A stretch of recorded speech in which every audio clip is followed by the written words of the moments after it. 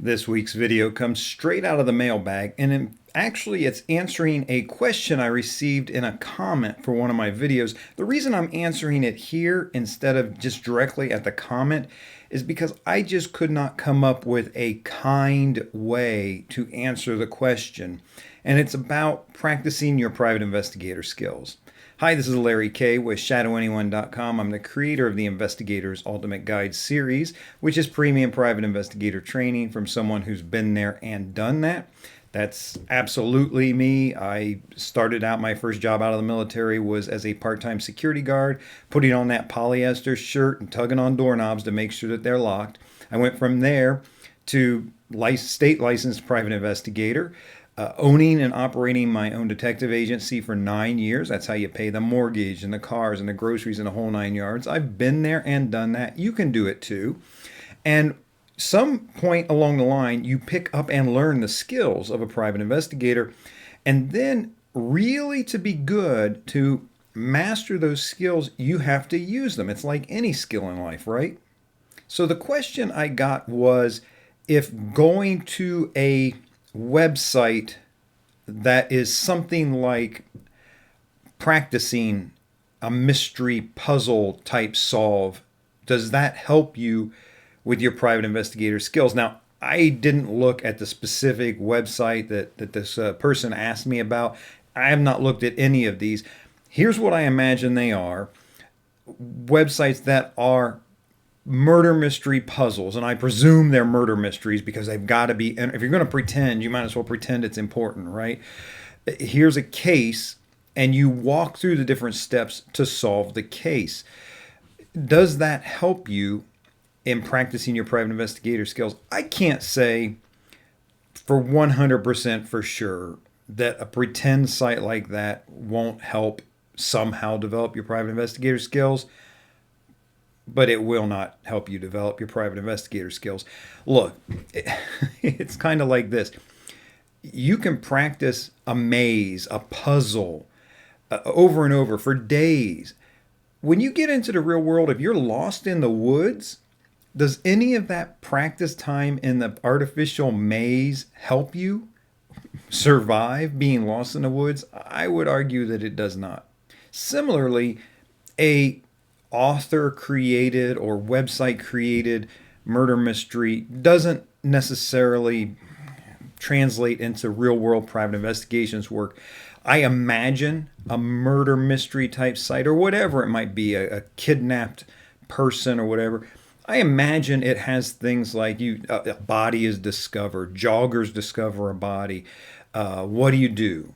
And you say, well, we got to get an ID. Let's run the fingerprints through APHIS and see if we get a hit. And then you say to the coroner, well, I'm getting a slight whiff of almond off of the body. Be sure to run toxicity scans and check for this, this, and this. None of that is real life private investigator work. You can't run fingerprints through APHIS. You're not going to sniff the body. You're not going to talk to a coroner. A coroner will never answer anything to you. No, that's not real life. If you are brought on for a death investigation, which private investigators can do that, just what your clients hire you for, where your expertise and skills are. If you're brought on for a death investigation, the family has buried that person already. That person is in the ground and has been for a year or more by the time you come onto the scene as an investigator. That pretend made-up website is not helping you become a better investigator or practice your private investigation skills. Technically, that was the question. Does that help you practice your private investigation skills? The way you practice them, and here's my thing, why work on an imaginary case when there's so much real-world cases to work on? There are missing and exploited people, missing people that need to be found. There are innocent people in prison, probably more than you can possibly imagine. If you want to practice your skills, now, if you have those skills already, the skip tracing, the background checks, interview skills, things like that, then go to an existing organization that helps, say, missing and exploited children, or helps free innocent people from prison, and say, this is who I am, this is what I do, this is my skill set. You got anything that you need help with? I'm happy to help you with that. Great.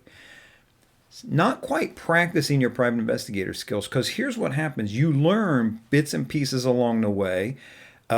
Maybe you got my best-selling book, 51 Weird Private Investigator Tricks That Actually Work. There's 51 things in there that we investigators use and do, sources and methods and techniques. So you learn them either there or elsewhere, however you pick them up. But how do you practice them? How do you bring that into the real world? I say work on a real thing. Work on something that's in the real world. And here's the way I would suggest you practice it. Every year in every major city, some knucklehead criminal gets stuck in a chimney or in a steam vent or something trying to break in, burgle, usually a commercial property, a business. It happens every year.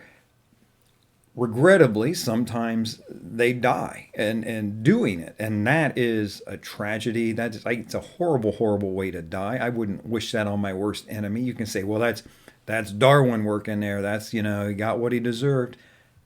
That's a pretty horrible way to die. Let's leave it at that.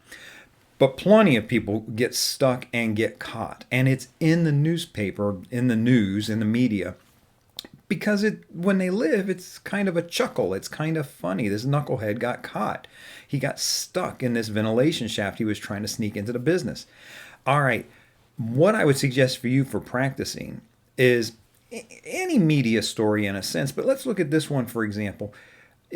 Do a search, a news search, and find locally in your area where somebody got stuck in something trying to break in. And now practice your skills from that. The news report is going to say Billy Dillon, age 23, arrested Saturday night, blah, blah, blah. All right, you're starting with very little information. Use your skills and practice that. So take that news story from a real event and see what you can unravel from that. So can you get an exact date of birth on the suspect, the criminal? Can you get an address on that person, an address history? Can you find the criminal history on that person? Were there other people involved? Was he transported to the hospital or straight to county lockup? What medic number transported him to the hospital? There's a million details and things you can learn about this one small, tiny crime that the police were called on or discovered. It unfolded. It was resolved in less than an hour. There's a lot of information there, and that's where you can really practice your skills. And you can do this with any crime, really. In my public records mini course, I have a segment where I take you through starting out with there was a narcotics violation at such and such a time and such a place. That's all you got to start with. And I walk you through the process of how do you turn that into who was the suspect, what's their criminal history, name, date of birth, all that kind of stuff. That can all be fleshed out. But you can do this with a variety of things. And I would say if you're looking for a piece of homework, really find one. Do the one where the guy gets stuck in a chimney or whatever, and flesh that out a little bit. Now, there's a rule that I would say while you're practicing this skill. Let's step away from that. Let's use a simile, something that's similar. Imagine that I told you that there was a locked office. I needed you to get in there, photograph some documents, and get out with nobody knowing you had been there, leaving no trace at all. So you can't kick the door in, because obviously that would leave a trace. You can't cut through the wall to get in. You can't bust the lock off. You have to use what we in the industry call a non-destructive entry technique, a non-destructive entry method. And so imagine for a moment that's picking the lock to get into this office. I want you to approach, and by the way, that rarely happens. That's one time in my career I've had to do that for a legitimate client. It wasn't a breaking and entering. That's a whole story, I'll tell you. But I want you to take that same approach with your news story. Do your investigation so you don't interfere with it. So, if you're doing something where there was a shooting, for example, and the person was shot in the chest, And the news story just says, here's the guy's name, here's his age. It was in the 1300 block of whatever street. He was transported to Our Lady Hospital where he died at 9 minutes after midnight. Okay, if you want to choose that as your thing and find out, wait a minute, were there other people there? Get a copy of the police report. Was he transported by medic or in the back of a police cruiser? Did his friends try to drive him there and dump him in the emergency room? I mean, if that's the kind of thing that you're interested in, the same as the chimney case or anything else, don't muddle around. I don't want you calling the guy's mom to try to get details. I don't want you pretexting the game store to try to get his address. Don't muddle in, especially an active investigation, but even an old one. Why, these are real world, real people's lives. Why mess with that? Don't mess with that. There's plenty you can do sitting at your computer. Maybe you have to make a trip to a library, to the reference section for some information, but unravel the details. Maybe you have to go out and show up in person and make a public records request.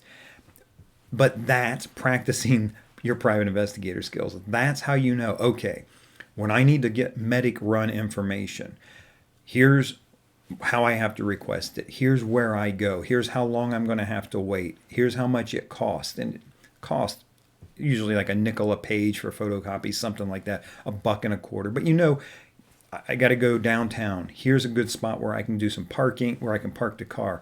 I walk in. Oh, I got to go through security.